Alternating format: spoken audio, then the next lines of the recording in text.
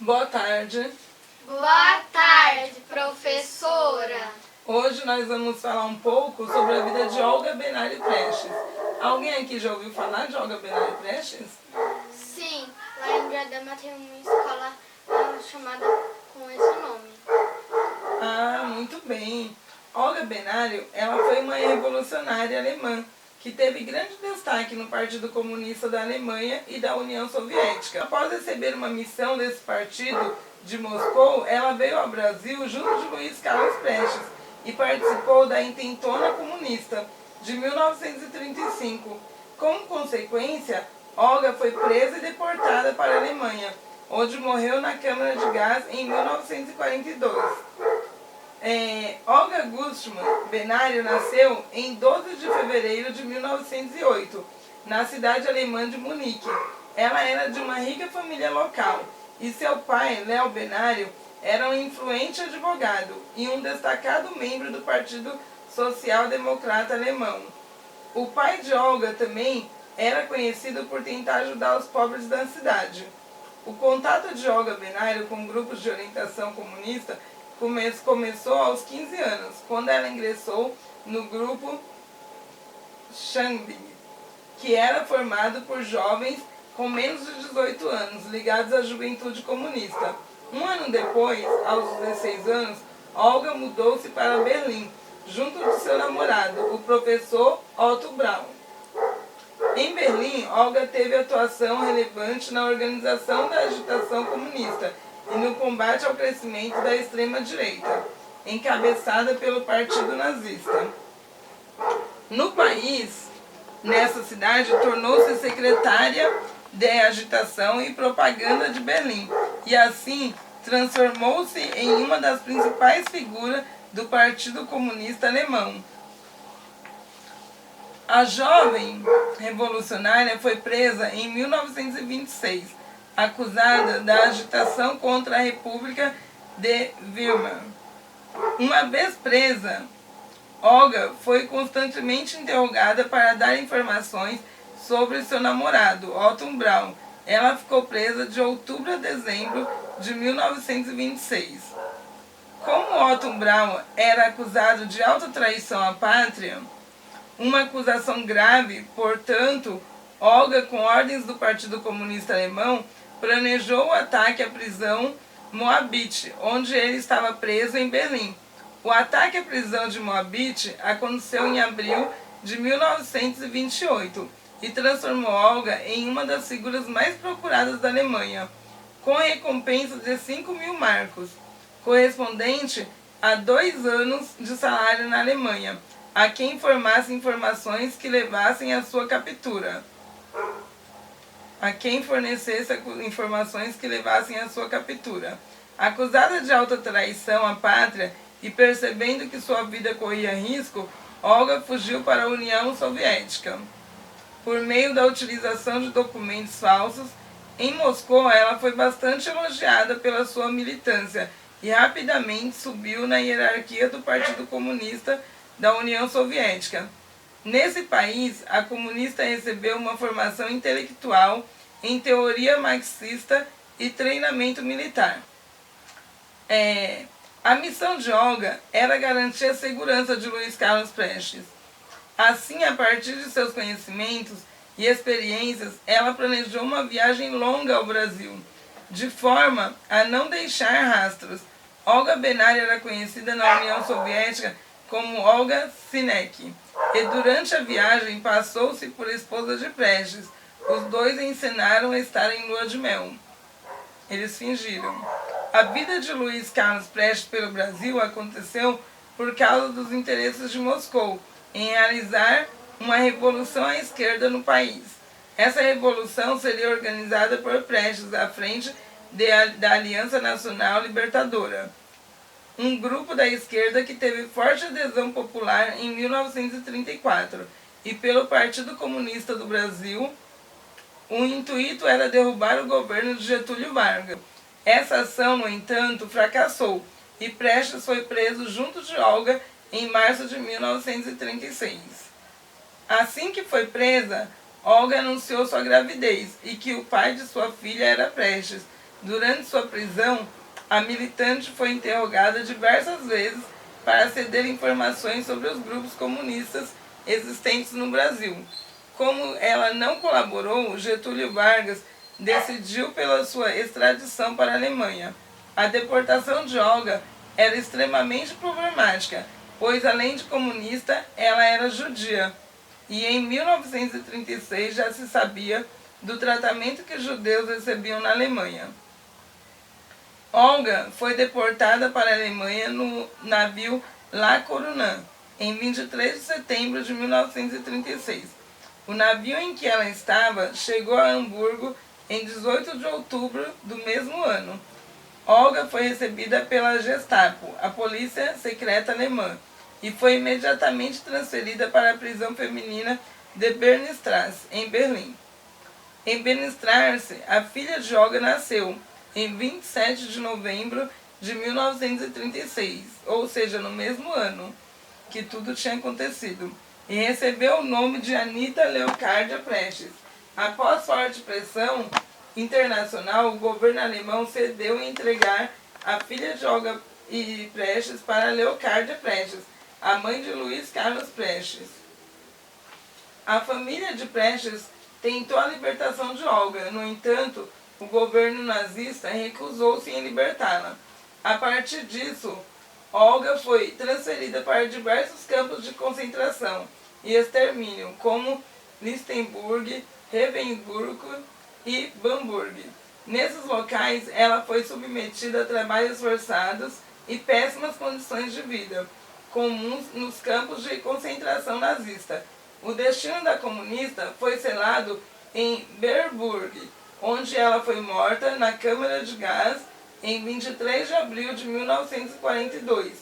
A família de Olga Benário só teve a confirmação de sua morte após o término da Segunda Guerra Mundial. Vocês conseguiram entender alguma coisa do que a professora leu para vocês? Sim. Alguém quer comentar um pouquinho do que entenderam?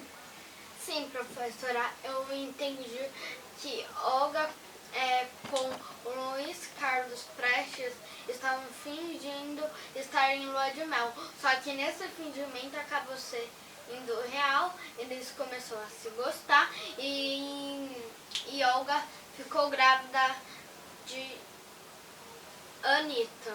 Ah, muito bem, Damaris. E você, Daniela? A família de Olga Benário ficou sabendo da morte dela depois da Segunda Guerra Mundial. Ah, que coisa triste, né? Então ela morreu na Primeira Guerra Mundial e a família dela só ficou sabendo na Segunda. E onde que a Olga morreu? Como que ela morreu? No campo de gás. Numa câmara de gás. Ah, foi em uma câmara de gás. Então, essas pessoas sofriam muita opressão naquela época, né?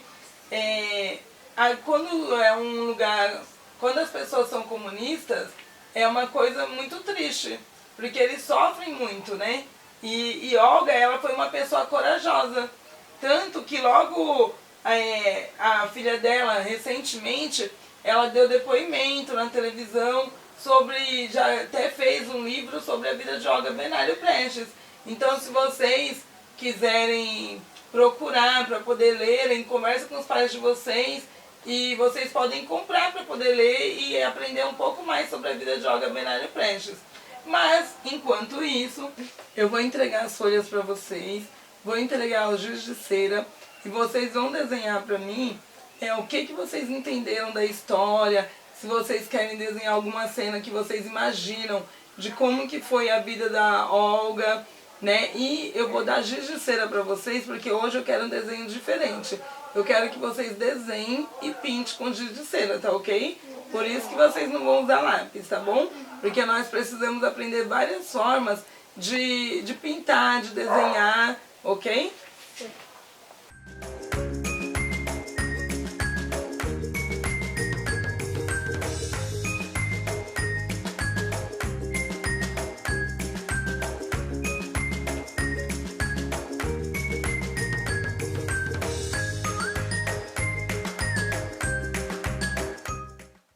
Eu posso ver o trabalho de vocês? O Sim. desenho de vocês? Nossa, que desenho lindo! Que você desenhou aqui a Olga grávida? Uhum. Muito bem. E o seu, Daniela? Tá aqui. Você desenhou a Olga grávida também, né? Lá na prisão. Tem mais uma informação que eu gostaria de passar para vocês, que a escola Olga Benário Prestes, que fica em Diadema, na rua São Genaro, Sim.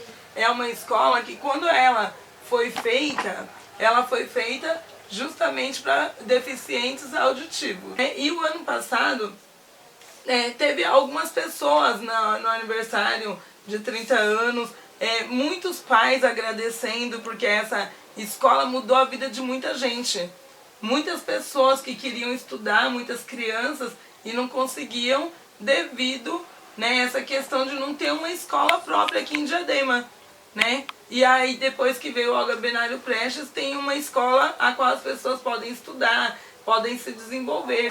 Também alguns pais eles estavam reclamando porque eles tinham que levar o filho para Olga, o filho especial e o filho normal para outra. E ia ficar muito corrida, aí não se atrasava.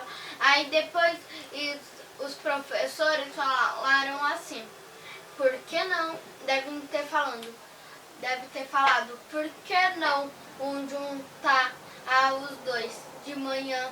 Os especiais, aí os pais escolhem se os especiais querem que fique da manhã até a noite ou à tarde vai ficar o filho. Aí à tarde começa o dos ouvintes. Então, na realidade, essa inclusão ocorreu por quê? Porque não tem tantos alunos que são deficientes auditivos, que são especiais, como você disse, que para encher uma escola. Então tinham muitas salas vazias. Então, para ocupar a escola, não ficar perdida, para ocupar, o que aconteceu? Eles preferiram começar a atender os ouvintes e aí completou as salas de aula. E nesse meio tempo foi bom tanto para os especiais quanto para os ouvintes. Por quê? Porque, pode falar, Daniela. Porque nós, ouvintes, aprendemos a falar com os especiais, podemos brincar, falamos na língua deles, que também é muito legal, que é Libras, a língua deles. Eles se comunicam um com o outro pela mão. Ah, muito bem. Que nem oi é o O e o I. Só Oi. Que aí a gente Isso faz assim. mesmo. Oi. Porque tem gente que faz assim, ó. Só que é assim, ó. Isso, muito bem. Então, essa é a importância, E até mesmo do respeito, de aprender a respeitar um ao outro, porque eles têm essa deficiência.